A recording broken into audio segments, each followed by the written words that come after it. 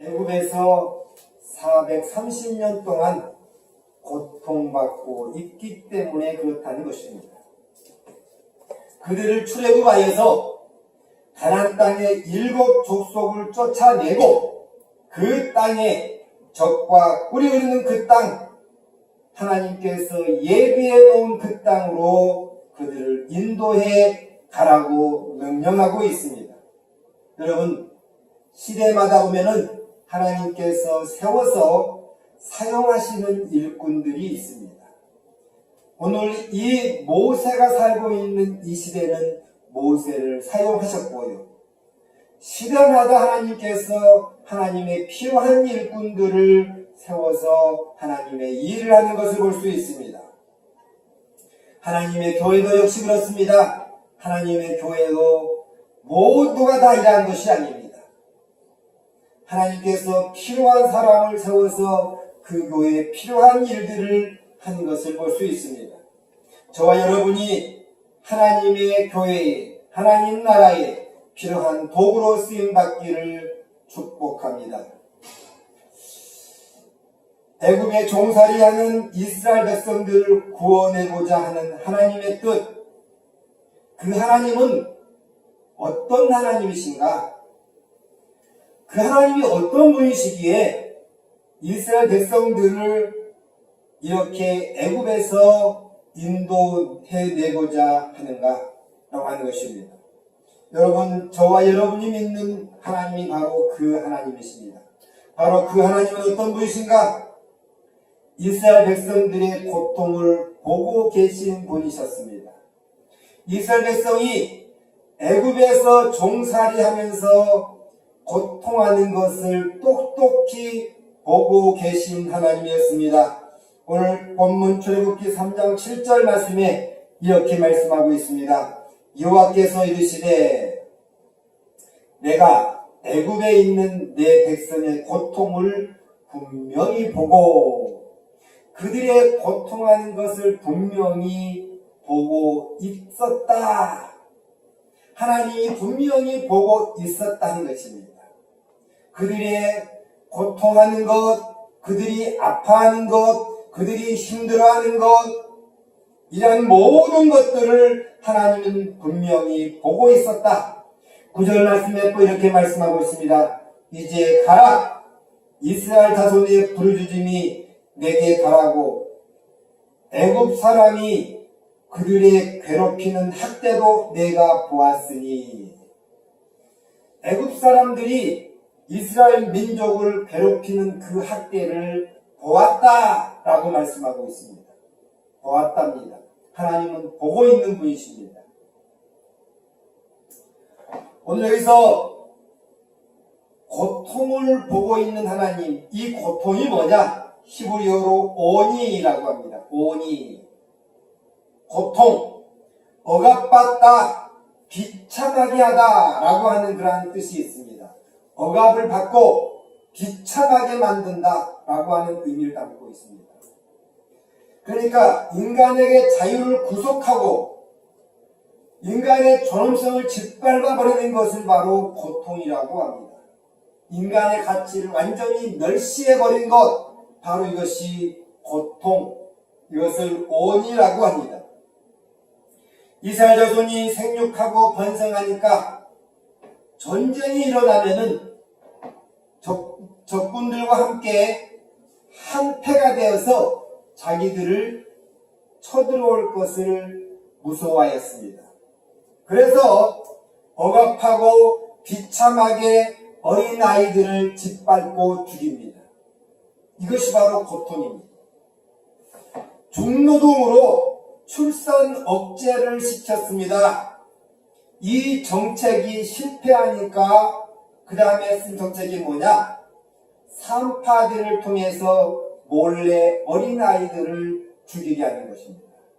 남자아이가 태어나면 다 죽여라! 역시 이 정책도 실패를 했습니다. 그리고 남자아이가 태어나면 이제는 다 강물에 버려라! 이러한 정책을 씁니다. 이스라엘 백성들이 고통스럽게 죽어가는 것, 어린아이가 태어나면은 고통스럽게 죽어야 하는 것이 바로 이스라엘 백성들의 삶이었습니다. 여러분, 부모가 자식을 낳는 것이 얼마나 큰 기쁨입니까? 얼마나 위대한 일입니까? 사람이 살아가는데 가장 기쁜 일이 바로 아이가 탄생하는 일입니다. 그런데 그 아이가 탄생하는 그 일을 오늘 애굽에서는 이스라엘 백성들이 남자아이를 태어나지 못하게 짓밟고 고통을 주고 비참하게 만드는 그러한 일들을 하였습니다. 이렇게 이스라엘 백성들이 비참하게 살아가는 고통받는 것을 하나님이 보고 계셨다라는 것입니다. 하나님이 보고 있습니다. 하나님이 보고 있다는 것입니다. 그래서 오늘 말씀에 여호와께서 이르시되 내가 애굽에 있는 내 백성의 고통을 분명히 보고 라고 7절에 말씀하고 있고 9절 말씀에도 그들을 괴롭히는 학대도 내가 보았다. 하나님은 보고 계신 하나님이십니다. 이스라엘 백성들을 보고 계신 하나님께서 저와 여러분의 모습은 보지 않으시겠습니까? 저와 여러분의 모습도 동일하게 보고 계신다는 것입니다. 사도행전 9장 4절 말씀에 땅에 엎드려 들으매 소리가 있어 이르되 사울아 사울아 내가 어찌하여 나를 박해하느냐. 여러분 9장 5절에도 이렇게 말씀하고 있습니다. 대답하여 주여 누구시니까? 이르시되 나는 내가 박해하는 예수다. 박해하는 예수다. 너가 나를 박해하는 예수다. 너가 나를 괴롭히는 예수다. 사도 바울이 과거에 어떤 사람이었는지를 보고 있는 하나님, 사도 바울이 예수 믿는 사람들을 어떻게 박해하였는지, 예수 믿는 사람들을 어떻게 짓밟았는지, 예수 믿는 사람들을 어떻게 감옥에 넣고 죽였는지를 알고 계신 하나님. 믿는 자들을 억압했습니다. 감옥에 집어넣었습니다. 죽였습니다. 비참하게 만들었습니다. 그것을 알고 계신 하나님이시라는 것입니다. 사도 바울이 지금 무엇을 하고 있는지 그것을 알고 계신 하나님, 보고 계신 하나님. 사도 바울이 지금 어디를 가며 무엇을 하기 위해서 가고 있는지를 알고 계신 하나님, 보고 계신 하나님이었습니다. 다메섹 도상에서 이 사도 바울이 하나님을 만납니다. 그가 꼬꾸라집니다. 하나님을 만났습니다. 그리고 이후에 그가 어떻게 살 것인가를 분명하게 그에게 알려주었습니다. 앞으로 너의 인생은 이런 삶이 아니다. 너의 인생은 이제 변화되어서 하나님의 복음을 증거하며 살 것이다 라고 분명하게 이 사울에게 알려주었습니다.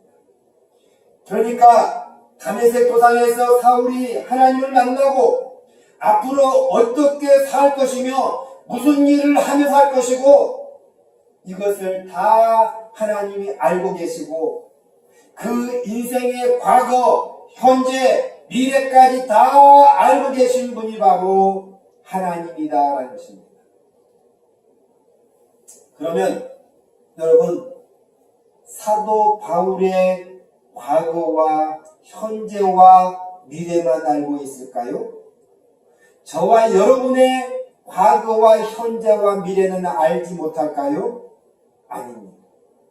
하나님은 사도 바울의 과거와 미래와 현재를 아는 것처럼 저와 여러분의 과거도 아시고 현재도 아시고 미래도 알고 계신 분이 바로 하나님이시라는 것입니다.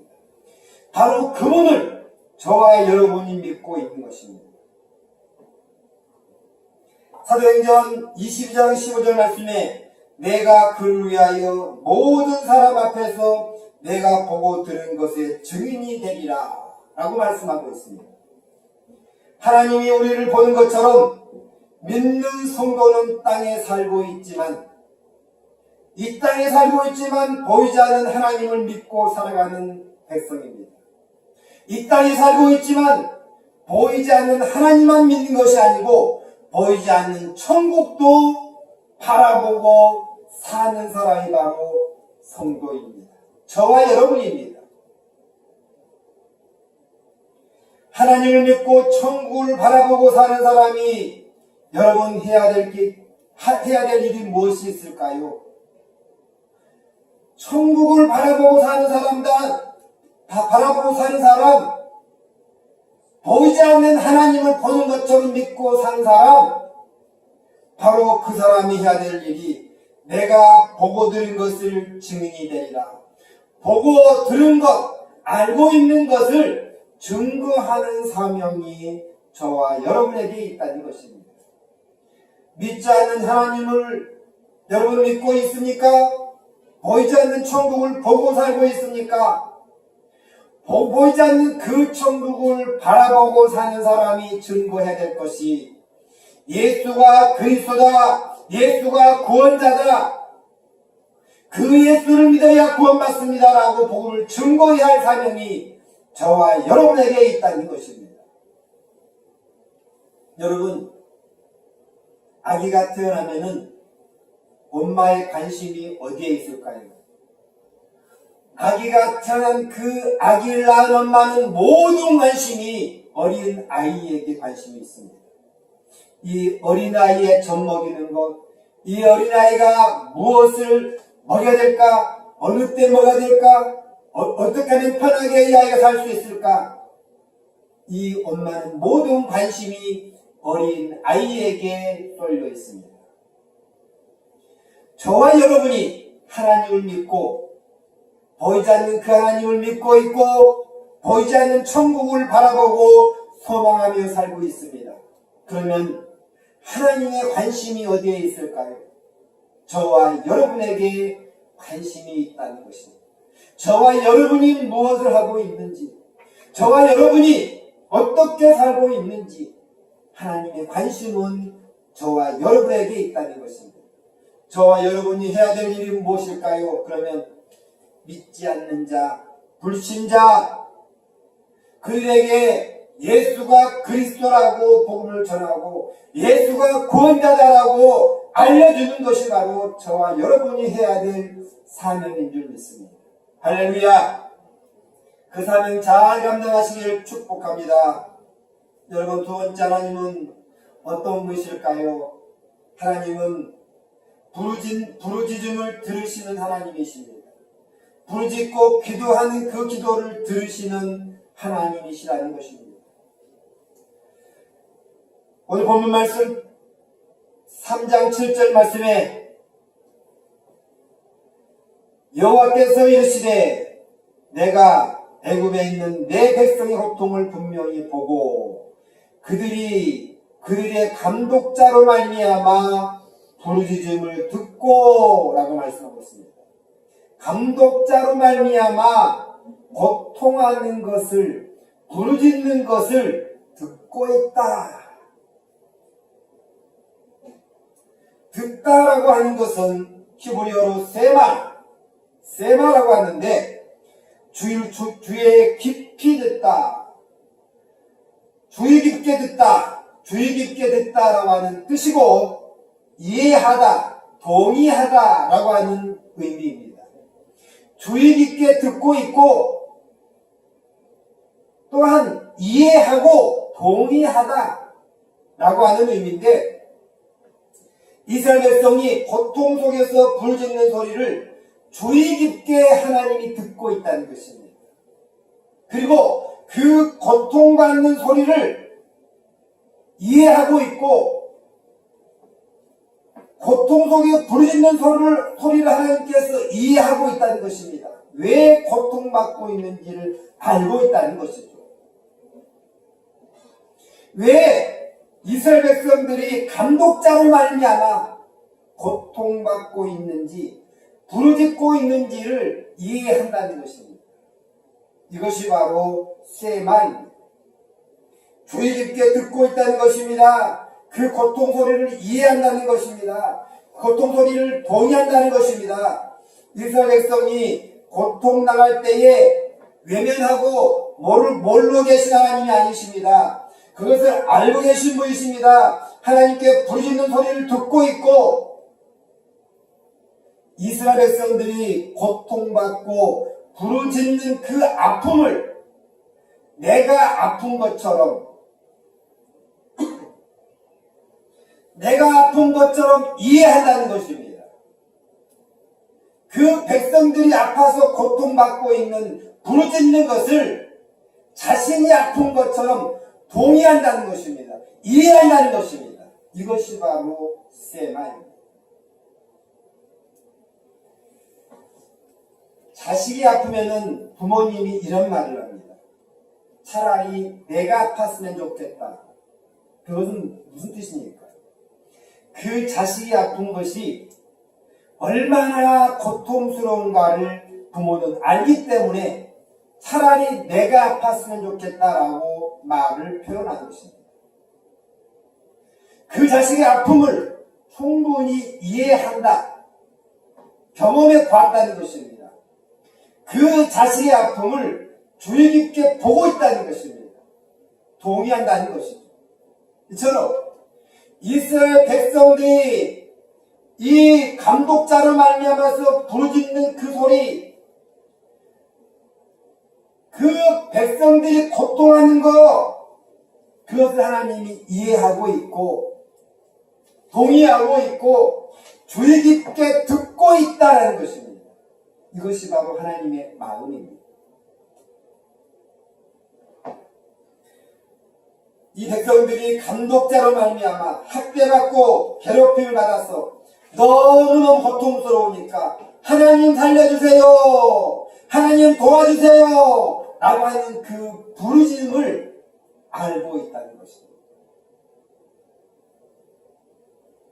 자기 백성의 고통과 자기 자식의 고통과 아픔을 외면치 아니하시고 부르짖는 기도를 들으시고 경청하고 계시는 하나님, 바로 그분이 저와 여러분이 믿는 하나님이십니다. 할렐루야. 출애굽기 2장 23절 말씀에 이스라엘 자손은 고된 노동으로 말미암아 탄식하며 부르짖으니 그 고된 노동으로 말미암아 부르짖는 소리가 하나님께 상달된지라 라고 했습니다. 하나님 앞에 뭐였다고요? 상달되었다. 이스라엘 백성들이 고통받고 있을 때에 부르짖는 소리가, 고통하는 소리가, 아파하는 소리가 어디까지? 하늘에까지 상달되었다. 이스라엘 백성들의 부르짖는 소리, 하소연하는 소리, 아파하는 소리, 기도하는 소리가 하나님께 상달되었다는 것입니다. 저와 여러분이 기도하는 소리가, 아파하는 소리가, 힘들어하는 소리가 하나님께 상달되시기를 축복합니다. 사도행전 10장 4절 말씀에는 고넬료가 주목하여 보고 두려워 이르되 주여 무슨 일입니까? 천사가 이르되 내 기도와 구제가 하나님 앞에 상달되어 기억하신 바 되었으니. 아멘. 고넬료라고 한 사람은 신약시대의 이방인입니다. 그런데 이방인인데 하나님을 잘 섬기는 사람이었습니다. 아직 이방인에게 복음이 증거되기 이전에 고넬료는 하나님을 믿고 있었습니다. 그리고 그 고넬료가 진실하게 하나님을 믿고 또 진실하게 기도를 하고 있었고 또 어려운 사람들에게 구제하는 것까지 일을 하고 있었습니다. 그런데 기도하고 있습니다. 구제하고 있습니다. 하나님을 믿고 있습니다. 이것을 하고 있는 것 이방인이었지만 하나님께서 그것이 하늘에까지 상달되었다라고 말씀하고 있습니다. 이스라엘 백성이 고통 가운데 부르짖는 기도, 그 기도도 하늘에 상달되지만 남에게 구제하고 성교하고 남을 도와주는 그것도 하나님 앞에 상달된다는 것입니다. 하물며 하나님 전에서 하나님을 위해서 하나님 교회에서 열심히 하나님을 섬기고 하나님을 위해서 일한 것 하늘에 상달되지 않겠습니까? 여러분, 이렇게 기도하는 것, 구제하는 것, 성교하는 것, 이런 좋은 것도 하나님께 상달되지만 어떤 것도 또 상달되느냐? 세상에서 악하게 사는 것도 하늘에 상달이 됩니다.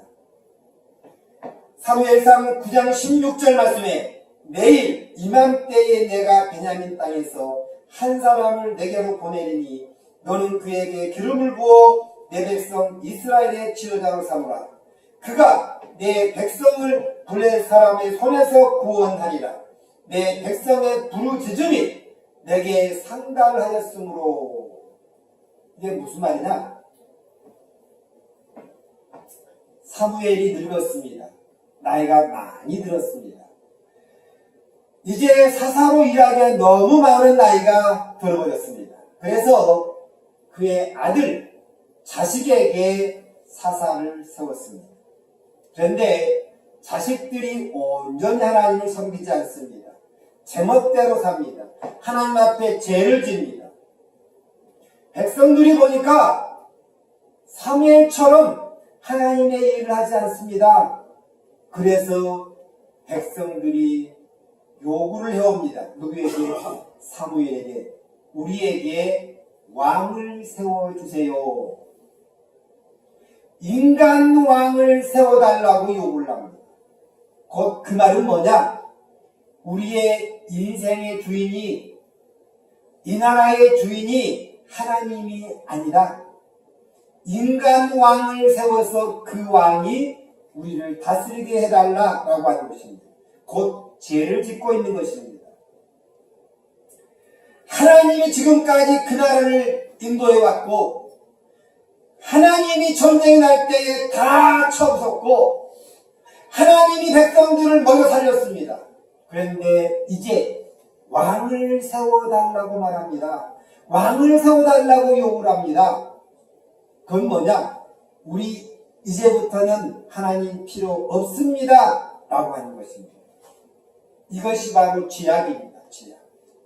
하나님을 세운 것이 아니라 인간 왕을 세워달라고 하는 것이 바로 그들이 죄를 짓고 있는 것입니다. 이렇게 악한 마음을 먹고 있는 것, 그 악한 마음, 하나님 필요 없습니다라고 하는 그 악한 마음을 먹고 있는 그들의 백성들의 기도, 요구사항, 그것도 하나님 앞에 상달이 된다는 것입니다. 요나서 1장 1절 말씀에 너는 일어나 저 큰 성읍 니느웨로 가서 그것을 향하여 외치라. 그 악독이 내 앞에 상달되었습니다. 큰 성읍 니느웨 성이 악독이 가득했습니다. 악독이 가득했습니다. 죄악이 만연했다는 것입니다. 그 나라에 죄가 꽉 찼다라고 하는 말입니다. 그래서 그 죄가 하나님 앞에 상달되었다라는 것입니다. 하나님 앞에 상달된 그 죄악, 나라가 온통 죄악으로 차버리니까 하나님께서 요나를 보내어서 그 니느웨 성에 복음을 전하게 합니다. 그 죄악이 하나님께 상달되니까 하나님께서 요나를 보내어서 그 나라에 가서 복음을 전해라. 회개의 복음을 전해라. 회개의 복음을 전하니까 그 나라, 모든 백성이 왕을 비롯해서 모든 백성과 짐승들이 회개하고 돌아오니까 그 기도가 다시 하나님께 상달이 됩니다. 죄악이 상달되었는데 복음을 전파하고 다시 그들이 회개하니까 회개가 하나님께 상달되어서 그 땅에 내려질 징계, 저주가 없어집니다. 여러분, 죄악도 하나님께 상달이 된다는 것입니다. 사람이 살아가는데 즐거운 일도 있지만 억울하고 고통스럽고 하나님 앞에 부르짖고 기도해야 될 그러한 상황도 분명히 우리 삶 가운데 있습니다. 여러분, 그때에 마음을 통회하고 부르짖는 그 기도 하나님께 상달된다는 것입니다. 한나는 자식이 없어서 날마다 눈물로 통회하며 살았던 여인이었습니다. 그 여인이 하나님 앞에 기도하고 하나님 앞에 나가고 하나님 앞에 아뢰니까 그 기도가 상달되어서 자식을 낳는 역사가 있습니다. 부르짖는 기도, 하늘에 상달되는 기도입니다. 부르짖고 통회하는 기도, 하나님 앞에 상달되고 그 기도를 하나님이 들으신다는 것입니다. 여러분, 세 번째로 하나님은 어떤 분이실까요? 근심을 알고 계신 분이 바로 하나님이십니다. 7절 하반절 말씀에 그들의 감독자로 말미암아 부르짖음을 듣고 그 근심을 알고 계신 하나님,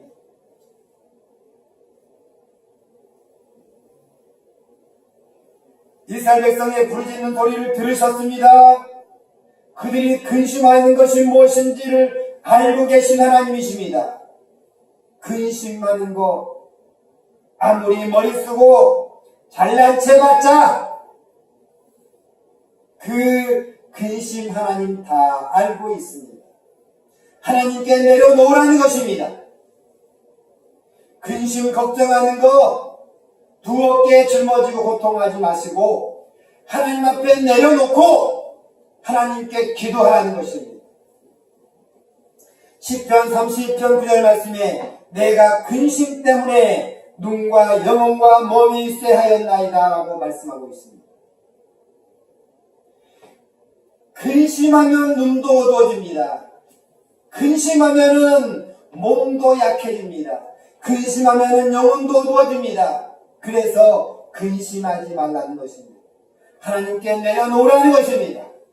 혼자서 그 근심 다 짊어지고 고통하지 말라는 것입니다. 여러분, 우울증 걸린 사람들이 왜 그런 병이 걸릴까요? 혼자서 이 걱정 저 걱정 이 근심 저 근심 하다가 우울한 사람이 됩니다. 자존심 버리고 주님 앞에 나와 기도하고 통회하고 모든 것을 내려놓아야만이, 모든 근심 걱정을 내려놓아야만이 자유함을 누릴 수 있습니다. 눈도 밝아집니다. 몸도 쇠하지 않습니다. 근심하지 않습니다. 영혼도 밝아집니다. 요한복음 14장 27절 말씀에 너희는 마음에 근심하지도 말고 두려워하지도 말라라고 말씀하고 있습니다. 근심하지도 말고 두려워하지도 말라고 말씀하고 있습니다. 하나님이 우리 인생의 인도자가 되기 때문에, 우리 삶의 지도자가 되기 때문에 근심하지 말고 두려워하지 말고 주님 앞에 나와 아뢰라고 말씀하고 있습니다. 천지를 창조하신 하나님, 우주 만물을 만드시고 인간의 생사화복을 주관하고 계신 하나님, 그 하나님이 저와 여러분이 믿는 하나님이십니다. 능력이 많으신 하나님이십니다. 단지 뭐가 없다? 우리가 믿음이 없을 뿐입니다. 단지 우리가 믿음이 없어서 하나님은 능력이 많으신데 그 능력이 나의 능력이 되지 않고 있는 것뿐입니다. 예를 들어서 하나님은 치료의 하나님이십니다. 그 하나님 능력이 나에게 있지만 내가 믿음이 없어서 내가 치료하지 못하고 있을 뿐입니다. 하나님은 능력이 많으신 분이십니다. 그래서 두려워하지 말고 주님 앞에 나오라는 것입니다. 천지를 창조하신 하나님이십니다. 우리의 생과 사를 주관하시고 모든 걱정 근심을 알고 계신 하나님이십니다. 그분께 맡기라는 것입니다. 오늘 이스라엘 백성들이 고통하는 거, 부르짖는 거, 근심하는 거 다 알고 계신 하나님이십니다. 결론적으로 이렇습니다. 이 땅에 살아가는 모든 사람은 근심과 염려와 고통이 없는 사람이 없습니다. 다 있습니다.